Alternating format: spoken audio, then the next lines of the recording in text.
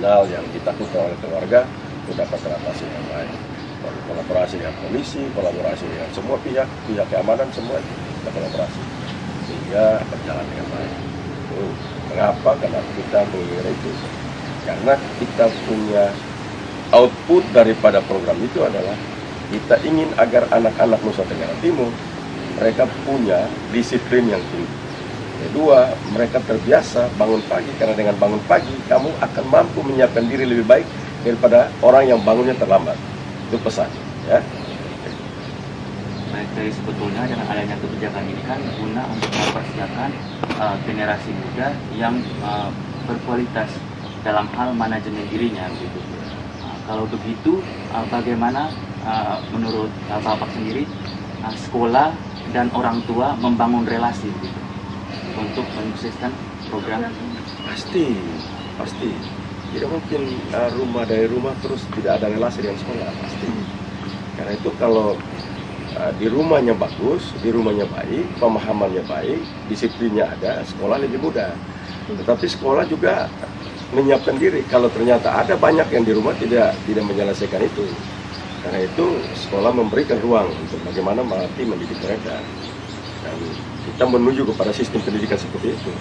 Sistem pendidikan yang membangun manusia yang bukan saja intelektual quotient-nya itu baik, tetapi mereka mempunyai adversity quotient, daya tahan akan tekanan. Nah, itu harus punya endurance ya. Mereka punya ketabahan, mereka punya grit, tabah. Mereka adalah orang yang tidak gampang untuk kalau dibanting pecah. Begitu banting seperti bola voli, tung naik dia. Nah, tidak dibanting terus pecah seperti keramik. Nah, itu loh. Itu dunia manusia itu seperti itu. Beda dengan dunia bukan manusia. Dunia manusia itu adalah orang makhluk yang memang dia dilatih untuk mampu mengalahkan alamnya. Karena itu satu bukan intelektual saja. Stella, Denny, teman-teman semua yang sekolah di Bakti Asa bukan hanya untuk mendapatkan intelektual, tapi juga harus punya kebiasaan, punya daya tahan. Nah, karena nanti ya keluar gitu, outputnya manusia yang cerdas, manusia yang punya daya tahan, dan manusia yang mempunyai skill untuk bisa bekerja dengan baik. Karena itu output dari pendidikan itu adalah orang yang berpengetahuan baik, berkelakuan baik, dan berketerampilan baik. Tiga hal ini menjadi output dari sistem pendidikan kita. Oke Bapak, kemudian tadi yang Bapak sampaikan itu yang terkait dengan disiplin, berarti bisa dikatakan bahwa sekolah-sekolah Katolik, kemudian sekolah-sekolah berasrama itu termasuk sekolah kami di sini juga anak asrama itu bisa dijadikan role model ya Bapak, role model panutan bagaimana bangun pagi, disiplin. Soalnya kami. Apakah kamu bangun pagi? Bangun, kami di asrama bangun pagi jam 4:15 untuk beraktivitas. Bisa pagi, kemudian berangkat ke sekolah, belajar. Lalu waktu kamu bangun pagi itu pergi ke sekolah itu kamu gembira atau tidak? Gembira tentunya. Das bantu kamu pintar. Coba kalau kamu pergi tidak lagi stres ke sekolah, pasti kamu tidak mampu untuk bisa berdiskusi dengan gubernur seperti ini. Jadi memang itu menjadi role model. Setuju Stella. Mengapa banyak orang-orang yang sekolah berasrama itu lebih baik? Karena dia dapat terpantau dengan baik. Itu menjadi sebuah keluarga yang mempunyai misi bersama. Itu maksud kita bersekolah dalam boarding school itu loh. Nah, jadi terpantau semua mereka dia. Tetapi ada kekurangan di sana Stella. Harus hati-hati. Boarding school itu punya kekurangan. Disiplinnya tinggi, tetapi cenderung kalau tidak dilatih mereka kaku. Mereka cenderung untuk hidup di dalam kelompok kecil. Nah, karena itu harus dibuat sebuah program, metode agar mereka tidak kaku di dalam komunitasnya, dan mereka juga bisa rileks di luar komunitas itu. Nah, itu kekurangan kelebihannya. Kalau yang di luar mereka rileks bertemu siapapun, tapi mereka tidak mempunyai disiplin dan etos kerja yang baik. Nah, dua kekurangan yang saya lihat ini sedang kita benahi. Kita menjadi anak-anak disiplin tinggi, tetapi kita tidak kaku dalam sebuah sistem. Kita bisa bebas untuk bergerak kemanapun dan bergaul dengan siapapun. Kita bisa hidup dengan siapapun dan bicara apapun enak, rileks kita. Orang anak boarding school ada disiplin, etos kerja baik, mereka mampu untuk mengerjakan hal-hal yang tekanannya luar biasa. Tapi kekurangannya adalah mereka kurang rileks. Biasanya kaku, kalau sudah seperti itu ya begitu terus. Ya, begitu orang berubah lain, oh berubah, gitu loh. Tapi kalau umpama nantinya kita bisa buat menjadi kombinasi agar mereka terbebas, mereka juga rileks dimanapun ketemu dengan saya pun, kayaknya yang saya ajarkan nggak gitu deh. Tapi kan ini pengetahuan baru saya mau belajar, gitu loh. Kalau orang-orang yang sudah dipatok begitu ada pengetahuan baru, dia tidak mampu untuk beradaptasi, dia menolak sebuah pengetahuan lain. Nah itu kita sedang berusaha untuk mengubah. Baik, jadi Bapak, saya juga mengutip suatu perkataan dari Bapak Profesor Yohanes Surya, Bapak Sejawat Indonesia, yang dia mengatakan seperti ini. Pendidikan yang baik itu berasal dari guru yang baik dan metode yang baik juga. Kalau begitu, bagaimana Bapak memandang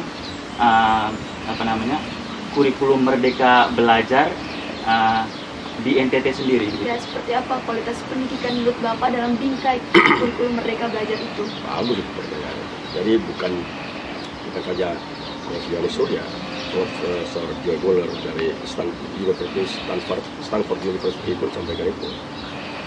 Dan kita melihat Merdeka Belajar kita, ini kesempatan. Ini kesempatan buat Stella, buat Benny dan teman-teman. Kesempatan buat seluruh anak-anak di Indonesia, khususnya Nusa Tenggara Timur. Dan harus dipahami oleh sekolah dan guru-guru bahwa seperti tadi yang saya sampaikan, dengan boarding school yang kamu agak kaku, ini kesempatan untuk kamu keluar untuk belajar berbagai hal di luar. Bisa belajar tentang pariwisata walaupun kamu tidak sekolah pariwisata. Bisa belajar tentang pertanian walaupun kamu bukan sekolah SMK pertanian. Karena kamu punya kesempatan untuk belajar segala berbagai hal. Bahkan sekarang Menteri Pendidikan dan Kebudayaan membuat sebuah program, bila nanti sekolah Stella dan Benny itu tertarik terhadap produk-produk tertentu yang nanti industrinya ikut, industri masuk 1 miliar, dari kementerian masuk juga 1 miliar. Jadi seperti produk-produk yang kemarin kalian buat itu, lalu industrinya bisa kerjasama dengan industri, maka industri masuk 105 juta, dari kementerian juga masuk 500 juta. Pertemuan saya dengan Pak Menteri itu program yang sangat baik. Jadi saya melihat kemarin produk-produk yang dibuat, bekas ataupun sampah yang dibuat menjadi sesuatu yang sangat berguna, itu bisa dapat dikerjakan dengan industri-industri yang ada. Nah, karena itu sekolah dengan mereka belajar itu, dia mampu bekerja sama dengan seluruh industri. Sehingga Merdeka Belajar yang dimaksud itu anak-anak mempunyai kemampuan untuk berekspresi bebas untuk membuat sebuah sesuatu yang produk-produk yang dapat dikerjasamakan dengan dunia industri. Itu karena itu pemerintah baik provinsi kabupaten, khususnya kami dari provinsi, nanti program seperti tadi yang terlihat itu kami akan ajak industri untuk bekerja sama dengan sekolah-sekolah yang sudah mempunyai produk agar mereka mampu untuk membuat lebih besar, lalu itu dilaporkan ke pihak Kementerian Pendidikan untuk mereka kolaborasi di sana. Jadi bukan kolaborasinya bukan saja pengetahuannya, tapi kolaborasi di dalam financing. Nah, ini bisa berjalan baik. Jadi kalian punya sofa kemarin, tempat duduk yang dari sampah itu, nanti kita kerjasama dengan industri, industrinya masuk, dari departemen pendidikan juga masuk, sehingga kamu bisa bekerja lebih besar lagi. Itu sebuah program yang sangat luar biasa yang diperkenalkan oleh Pak Menteri yang harus kita pergunakan hari ini. Atau tiba-tiba kalian tanam paria. Lalu setelah kalian mampu di sekolah itu, kalian ingin keluar untuk menanam ini lebih banyak lagi. Lalu kalian kerjasama dengan industri off-taker yang ada, atau Bank NTT masuk umpama 500 juta, maka ada menteri kita laporkan ke Pak Menteri, ada pihak industri ingin membantu sekolah dalam program seperti ini, yang kami telah berbuat berhasil 500 juta. Maka menteri langsung ikut juga 500 juta, berarti kamu punya 1 miliar untuk bisa kerjasama langsung. Nah, itu akan membuat kamu, apa program itu outputnya Stella dan Benny bisa nantinya bisa kuliah karena mungkin orang tua sanggup, atau kalian berdua akan melanjutkan program ini karena sudah kenal industri dan ada dari Kementerian Pendidikan ikut, maka kamu sudah punya kemampuan memwirausaha dan kamu akan biaya sekolah kuliah kamu sendiri karena kamu sudah punya relasi dengan dunia usaha dan kamu punya skill untuk membuat produk itu, sehingga kamu tidak tergantung kepada orang tua, tapi kamu bisa biayai dirimu sendiri untuk melanjutkan kuliah kamu, melanjutkan studi kamu, karena kamu punya kemampuan itu. Nah, ini tujuan dari Merdeka Belajar sebenarnya. Tujuan Merdeka Belajar itu menggali keahlian dan kemampuan para siswa untuk mereka mampu berekspresi untuk melahirkan produk. Dengan ekspresi mereka itu, setelah produknya jadi, diperkenalkan kepada guru, diperkenalkan setelah itu sekolah, dan lewat Departemen Pendidikan Republik Indonesia, kita akan bekerja sama, dan pemerintah setempat itu juga akan diperkenalkan. Seperti kalian lihat kemarin, saya sudah minta untuk Bang EDT, nanti lihat itu disiapkan dengan sebuah skim kerja yang baik, lalu kita laporkan program ini kepada Kementerian Pendidikan untuk mendapatkan bantuan itu. Jadi anak-anak bisa bekerja, kamu bisa tanam jagung, kamu bisa ternyata kelor atau hortikultura, sayur, tomat, dan yang lain-lain. Jadi tidak perlu kamu harus bersekolah untuk orang tua membayar uang sekolah kamu. Tapi dengan Merdeka Belajar, kamu pun sudah langsung bisa take over kewajiban orang tua. Bisa bilang ke mama, papa stop, saya bisa membiayai diri saya sendiri sekarang dengan saya punya program Merdeka Belajar itu loh. Jadi outputnya di sana, kemandirian. Merdeka Belajar itu membuat kemandirian seorang manusia. Jadi itu tujuan. Bukan dengan Merdeka Belajar artinya kita bebas untuk merdeka suka-suka, tidak. Tapi tujuan Merdeka Belajar adalah mendorong setiap siswa untuk mereka mampu bebas berekspresi kemanapun dia ingin belajar, agar nanti produk apapun yang dia berhasil dengan skill yang dia miliki, dia dapat dipadukan, dapat dikerjasamakan kepada dunia industri, relasi kepada dunia industri, relasi kepada kementerian, khususnya pemerintah di pemerintah pusat, relasi dengan pemerintah kabupaten dan provinsi. Untuk anak ini nanti tidak perlu lagi dibiayai oleh orang tua. Itu sebenarnya. Baik, jadi masih dalam bingkai Merdeka Belajar. Jadi kalau saya berikan statement, tujuan dibuatnya sebuah kurikulum kan adalah untuk menyesuaikan perkembangan zaman. Jadi kurikulum itu sendiri kan harus menyesuaikan dengan keadaan, harus menjawabi masalah-masalah yang ada di masyarakat begitu. Nah, kalau begitu menurut Bapak kira-kira hal apa yang perlu ditingkatkan yang menjadi inovasi dari kurikulum Merdeka Belajar khususnya di NTT sendiri, itu harus bergerak lebih di sektor apa kira-kira? Ya, bagus, karena gini, kita di Nusa Tenggara Timur itu kan sangat kaya. Cuman karena kita belajarnya itu selalu di dalam kelas, maka kita tidak pernah memahami, mengerti kekayaan kita. Contoh, kita tanggal 9 sampai 11 Mei nanti ada sebuah event internasional KTT ASEAN Summit 2023 di Labuan Bajo. Ini memberikan ruang kepada Nusa Tenggara Timur dan anak-anak yang ada untuk mulai belajar bahwa ternyata Nusa Tenggara Timur ini adalah sebuah tempat yang ke depan akan menjadi tujuan wisata dunia, karena sudah tidak lagi seperti dulu. Karena itu kita disiapkan untuk menjadi anak-anak yang mampu mengantisipasi itu dengan baik. Karena itu harus kerjasama, tidak bisa kerja sendiri. Sekolah tidak seperti dulu lagi. Sekolahnya kerja sekolah sendiri, kita tidak kenal dunia industri. Sekolah sekarang, anak-anak begitu masuk sekolah sudah memperkenalkan kepada dunia industri. Sekolah sudah dikenalkan pada dunia industri keuangan, bapak perbankan. Jadi sudah bisa harus berhubungan dengan dunia perbankan untuk bicara bagaimana membiayai kami punya produk. Bagaimana market produk ini? Sudah biasa di mana produk ini? Seperti pertanyaan kamu betul bahwa kamu punya zaman ini kan berbeda dengan zaman kami. Kamu bisa pakai smartphone hari ini, kami tidak pernah. Dan itu sebuah zaman yang begitu maju. Kamu lebih gampang. Kamu bisa mempromosikan sebuah produk dalam tempo singkat, banyak orang bisa kenal dengan online sistem yang ada. Itu karena itu digitalisasi, dunia digital itu sekarang begitu berkembang, sangat membantu kalian. Sehingga kalian tidak lagi hidup di dalam sebuah tempat yang kecil, walaupun kalian ada di Maumere ini, tapi produkmu bisa dikenal di dunia. Kerja-kerja kolaborasimu dikenal di dunia, karena kamu buat seperti podcast hari ini. Kamu akan, bukan saja orang bisa di Amerika hari ini, setelah kamu posting, di Amerika bisa lihat produk itu. Sehingga ini orang akan terlibat. Ini momentum buat kalian. Sehingga apa yang harus dibuat? Satu, pengetahuan terhadap kekayaan di Nusa Tenggara Timur. Apa saja itu? Kamu punya pariwisata yang hebat. Tapi pariwisatanya coba kalau supply chain-nya datang dari luar. Telur ayamnya dari luar, dagingnya dari luar, Bagaimana itu kita bisa atasi? Karena itu program pemerintah tanam jagung panen sapi. Itu program orang dengar lucu. Masa orang tanam jagung panennya sapi? Nah, tapi program itu sebenarnya adalah program untuk membangun kolaborasi.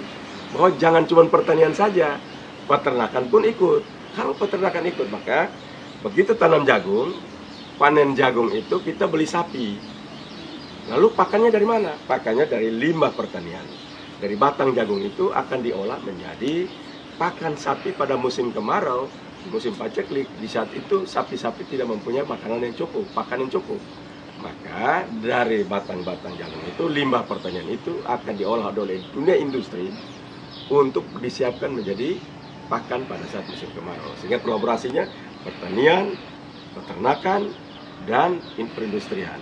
Di sana itu menjadi kolaborasi bersama masyarakat. Jadi begitu banyak kolaborasi.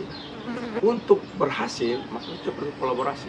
Pada zaman ini kolaborasi kamu sangat menguntungkan karena begitu kamu kolaborasi dengan perbankan, kolaborasi dengan dunia industri, kolaborasi dengan masyarakat, kolaborasi dengan pemerintah, itu akan membuat seluruh proses-proses produk-produk kamu akan cepat dikenal dan kamu akan diuntungkan karena itu.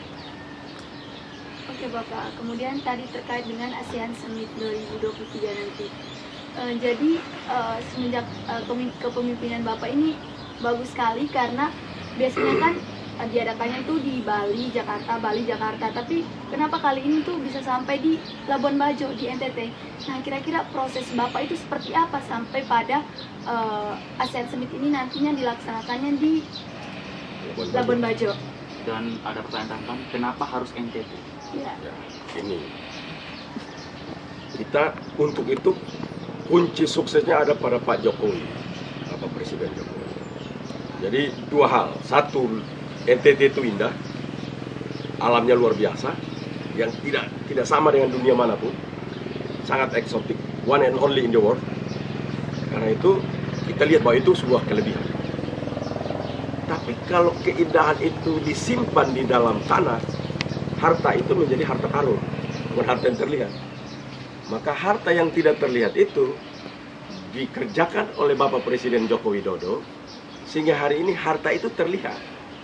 Kita dari provinsi kolaborasi dengan pemerintah pusat, sehingga apa yang telah dikerjakan oleh Pak Joko Widodo sebagai presiden membawa harta karun ini terlihat, menjadi harta yang real, yang terlihat dengan baik, dinikmati oleh semua kita hari ini. Dan karena itu Bapak Presiden menginginkan agar jangan kita saja yang lihat harta karun ini yang sudah diangkat untuk dilihat, tapi semua pihak dimanapun terlibat. Nah, sebuah momentum besar adalah KTT, konferensi tingkat tinggi, para presiden, kepala negara hadir. Itu sebuah kesempatan untuk memperkenalkan Labuan Bajo dan Nusa Tenggara Timur untuk begitu dikenal oleh dunia lebih hebat lagi. Nah, itu Bapak Presiden menginginkan itu. Jadi dua sisi. Sisi pertama itu memang kita eksotik. NTT itu eksotik. Kenapa NTT? Karena eksotik. Tidak ada sama di Indonesia. Bahkan bukan Indonesia, di dunia tidak sama. Tidak ada. Di dunia tidak ada komodo. Satu-satunya di Labuan Bajo, di Taman Nasional Komodo. Cuma satu. Kita punya diving sangat indah. Eksotik. Karena itu kita punya atraksi alam. Itu 100% sangat atraktif. Itu. Karena itu alasan satu. Tapi kalau tidak dikerjakan namanya harta karun. Harta karun adalah harta yang tidak terlihat. Nah, datang. Baik saya sebagai gubernur, minta ke Bapak Presiden Joko Widodo untuk membangun harta karun ini bersama. Nah, dengan demikian kolaborasi tersebut saya sampaikan tadi, kolaborasi dengan kabupaten, kolaborasi dengan pemerintah pusat, Bapak Presiden, kolaborasi dengan dunia usaha, para pelaku bisnis perhotelan, pariwisata yang lain, kolaborasi sehingga Labuan Bajo akhirnya bisa menjadi sebuah tempat untuk mampu menjadi tuan rumah sebuah konferensi tingkat tinggi. Hari ini kita masih terbatas tentunya. Tapi 5 tahun, 10 tahun akan datang, tempat itu menjadi tempat yang sangat luar biasa. Yang siapapun boleh melakukan sebuah meeting atau pertemuan-pertemuan besar dunia. Karena tempat itu telah siap. Sekarang ada bangun hotel bintang 6, hotel bintang 5 yang banyak sekali yang sedang dalam proses pembangunan. Sehingga nanti 5 tahun akan datang, Stella dan Benny dan teman-teman semua ke Labuan Bajo, kamu akan melihat banyak sekali gedung-gedung besar, hotel-hotel bintang 5 dengan semua pelayanan yang sangat mahal. Bahkan nanti satu malam bayar 100 juta rupiah. Tidak gampang masuk di sana. Nah, hari ini aja kita ada hotel kayak Ayana, kita harus bayar sekitar 7 juta sampai 10 juta semalam. Nah, nanti terus itu akan membuat tempat itu menjadi tempat yang sangat mahal dan kita akan bangga di situ. Nah, bagaimana dengan kehidupan dampaknya pada kita? Nah, tadi seperti saya bilang, karena kita tidak punya telur ayam, supply chain kita lemah. Anak-anak kita, Stella, Benny, kalian semua itu harus belajar untuk kita yang mengisi supply chain itu. Jangan telurnya dari Surabaya lagi. Telurnya dari Momere, telurnya dari Larantuka, telurnya dari Ngada, telurnya dari Ruteng, telurnya dari Borong, telurnya dari Rote. Semua kita yang mengisi supply chain itu. Daging sapinya dari kita, dari Sumba, dari Adonara, dari Lembata. Itu ya kita supply itu. Nah, karena itu dunia pendidikan harus related to local resource base. Dia relasinya itu pengetahuan anak-anak itu menuju kepada kekayaan yang dibutuhkan hari ini. Sehingga nanti kalian tidak nganggur waktu keluar, tapi kalian mampu mengisi karena kebutuhan marketnya begitu besar. 1 tahun Pulau Flores ini dari Larantuka sampai ke Labuan Bajo, 1 tahun kita beli pakan ternak untuk ayam dan babi itu 500 miliar lebih 1 tahun. Bayangkan kalau kita bisa mampu untuk menarik 500 miliar itu ada di Pulau Flores ini, tidak usah keluar.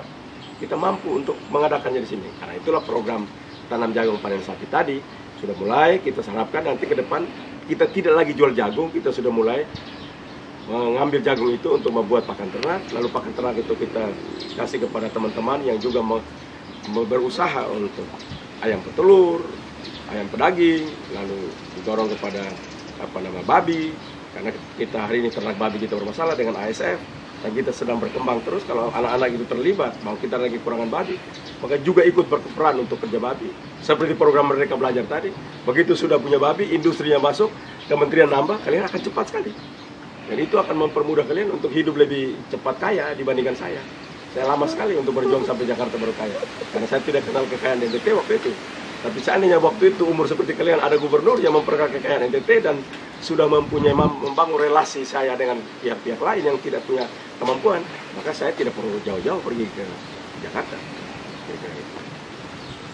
Kemudian kembali lagi, pendidik yang berkualitas itu seperti apa? Guru itu kan sumber pengetahuan. Sumber pengetahuan itu bukan cuma dia pintar saja kalau guru. Guru juga harus punya kemampuan men-transfer knowledge. Karena itu ilmu pedagogi itu adalah sebuah ilmu untuk bagaimana kita memahami. Saya begitu berbicara dengan Benny, saya bisa tahu, oh karakter Benny tidak bisa saya lembut, ngomong begini nggak bisa. Saya mesti agak keras sedikit sama Benny, nah Benny baru ngomong itu. Nah itu metodologinya ada. Saya bisa menyuruh Benny, kamu kalau tidak disiplin, kamu ngepel lantai. Nah, kalau zaman dulu kan kita disiplin dipukul. Tapi kalau sekarang tidak boleh. Kita disiplinnya ngepel lantai, tanam bawang atau jadi ada hukuman, tapi hukumannya itu mempunyai manfaat buat musik buat murid itu, jangan merugikan. Atau push up itu untuk kamu kuat. Jadi hukuman itu tidak menghancurkan tapi justru membangun ya. Jadi tantangan dunia pendidikan kita banyak sekali. Pendidik yang tidak memahami ilmu bagaimana mentransfer knowledge, metodologi untuk mentransfer knowledge dan karakter kepada seorang murid. Itu kekurangan kita ke depan. Jadi kita harus menyiapkan guru-guru. Bisa saja kamu lihat beliau menjadi guru, mentransfer knowledge. Karena guru itu jangan lihat guru seperti hari ini. Banyak orang merasa bahwa guru itu miskin. Tidak, kalau gurunya dengan kemampuan yang baik bisa mengerjakan babi sekian banyak, ya seorang guru yang kaya. Dia bisa membuat punya ayam petelur yang banyak, dia seorang guru yang baik. Guru apa? Guru mengajarkan anak untuk menghasilkan telur yang baik, telur ayam yang cukup untuk kaya. Itu guru, mentransfer knowledge itu kepada mereka. Jadi tidak harus guru itu mengajarkan matematika semata-mata. Guru di sekolah juga guru mengajarkan anak untuk membuat tempat duduk bambu yang baik. Kita memiliki bambu yang sangat banyak. Tanggal 10-11 nanti bambu dari Flores yang dibuat jadi sepeda itu akan diberikan kepada kepala negara yang hadir oleh Bapak Presiden Joko Widodo. Itu hasil karya anak-anak Flores. Jadi kita bisa buat itu menjadi kekuatan kita. Jadi tidak harus seorang guru itu mengajar sejarah saja, tapi guru juga mengajar tentang bagaimana membuat daging babi yang baik, yang enak. Itu guru. Jadi jangan pernah kita merasa guru itu guru di sekolah. Kamu dengan mereka belajar, kamu punya guru yang banyak. Kita menyiapkan guru-guru yang terbaik. Guru Om Bai di Kupang buat daging enak itu guru. Kamu bisa dibawa ke sana untuk mereka belajar bagaimana cara bikin daging model Om Bai itu di Momere yang kamu buat, dan kamu bisa dapat uang. Itu juga guru. Nah, karena itu bagaimana persoalannya adalah setelah pengetahuan apa dalam diri seseorang, bagaimana dia transfer kepada orang lain. Itulah yang menjadi concern saya sebagai gubernur hari ini untuk melatih. Meminta kepada Pak Kadis untuk nanti ini dibuat program agar guru-guru itu disiapkan agar mereka mampu mentransfer knowledge di kepala mereka, karakter dalam diri mereka kepada seseorang yang baik sehingga kita mempunyai output seperti itu. Oke Bapak. Kemudian saya kira Bapak ini sudah mempunyai pengalaman yang lebih karena Bapak tuh sudah mengunjungi berbagai macam sekolah di NTT. Nah, kira-kira pesan-pesan untuk orang tua murid, untuk para pendidik, terutama juga untuk kami para pelajar di NTT, terutama di Kabupaten Sika itu seperti apa Bapak? Ya, pasti menjadi anak muda itu bermimpi untuk menjadi sesuatu. Dan seluruh orang tua mengharapkan itu. Karena itu memang pesannya satu, pelajar yang rajin, bangun disiplin yang tinggi, seperti Mars Restorasi Pendidikan Nusa Tenggara Timur. Pantang mundur harus. Nah, pantang mundur itu harus orang yang terbiasa hidup dalam disiplin yang tinggi. Karena itu bangun pagi harus dipastikan orang tuanya. Kalau tidak dalam boarding school, orang tua memastikan anaknya bangun pagi. Jangan anak yang tidak bangun dia biarin aja. Kasih bangun pagi. Nah, karena itu kalau tidak bisa bagi orang tua, maka sekolah, sistem pendidikan mengharuskan itu sehingga mereka bangun pagi dengan baik. Prinsipnya setiap orang yang bangun pagi dia menyiapkan diri lebih baik untuk berhadapan pada hari itu dibandingkan orang yang bangun terlambat. Setiap orang bangun pagi dia akan mampu menyiapkan diri lebih baik untuk berhadapan dengan hari-harinya. Sama seperti kalian bangun pagi, kalian akan mengurus diri dengan baik, menyiapkan diri dengan baik sehingga kamu begitu masuk ready untuk menerima mata pelajaran. Tapi kalau orang tidak melakukan itu, tidak akan mampu untuk hidup lebih baik. Disiplin adalah roh keberhasilan. Orang yang disiplin, dia akan mampu untuk meraih kesuksesan. Tidak disiplin, tidak ada kesuksesan. Oke Bapak, terima kasih untuk waktunya sudah berbincang-bincang dengan kami berdua. Kami berdua bersyukur karena terutama untuk teman-teman dari Eskul Jurnalistik dan Fotografer, kami sangat bersyukur karena kami mendapatkan banyak informasi baru karena bisa berhadapan langsung dan berbincang-bincang dengan Pak Gubernur. Jadi teman-teman, kita sebagai pemuda dan pemudi di NTT, sesungguhnya kita memiliki banyak sekali energi, terutama karena alam kita yang mendukung. Nah, sekarang bagaimana kita mengerahkan diri agar alam-alam tersebut bisa menjadi manfaat untuk kehidupan kita ke depannya. Disiplin adalah roh. Ayo teman-teman, kita budayakan disiplin di kehidupan kita. Oke, sekian podcast kali ini. Saya harap teman-teman bisa memahami apa yang sudah kami perbincangkan tadi dan teman-teman bisa menerapkannya dalam kehidupan teman-teman sekalian. Saya Beben, saya Sela, saya dan teman saya Beben, dan juga Pak Gubernur, kami pamit. Terima kasih Stella dan Beben. Dan terima kasih. Sampai jumpa. Sampai jumpa.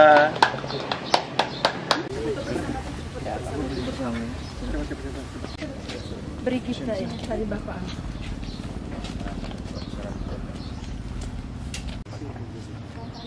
Kamu tamat kapan?